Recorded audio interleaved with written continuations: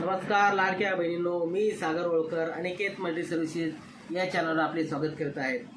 लाडक्या बहिणींना अतिशय ई-केवायसी संदर्भात खूप महत्त्वाची माहिती समोर आलेली आहे।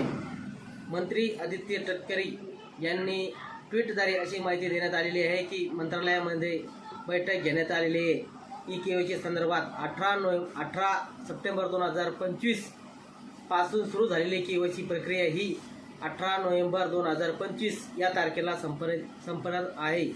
तरी सर्व लाडक्या बहिणींना मंत्री आदित्य तटकरे यांनी असे आवाहन केलेले आहे की लाडक्या बहिणीच्या वेबसाईटवर सर्व पात्र लाडक्या बहिणींनी केवायसी करून घ्यावी।